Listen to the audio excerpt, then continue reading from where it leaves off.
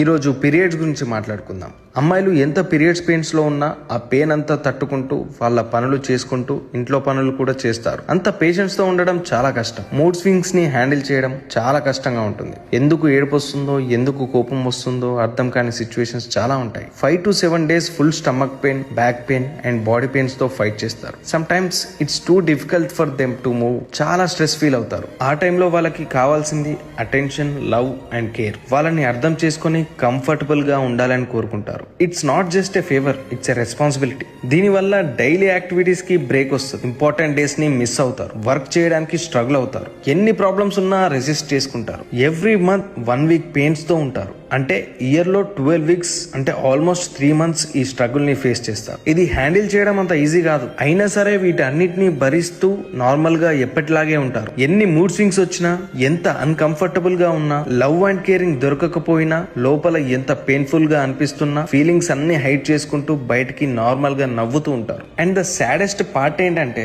Sanitary pads కోసం shops కి వెళ్తే ఇప్పటికీ న్యూస్ పేపర్ లో బ్లాక్ కవర్స్ లో పెట్టి ఇస్తున్నారు. అదేదో ఇన్అప్రోప్రియేట్ ఐటమ్ లాగా. అన్ని మారుతున్నాయి, ఇది తప్ప. అందరూ అర్థం చేసుకోవాల్సిన విషయం ఒకటి ఉంది. Periods are normal, common, natural and universal. మనకేదైనా చిన్నది అయితే ఒక్క రోజుకే చాలా ఇబ్బందిగా ఫీల్ అవుతాం. అలాంటిది కొన్ని ఇయర్స్ ఆ స్ట్రగుల్ ని ఫేస్ చేస్తూ ఓర్చుకుంటున్నారు. Huge respect to all the women. నేను చెప్పింది కరెక్ట్ అనిపిస్తే కింద కామెంట్ బాక్స్ లో 100 ఎమోజీతో కామెంట్ చేయండి. అలాగే మన పేజ్ ని ఫాలో అవ్వండి.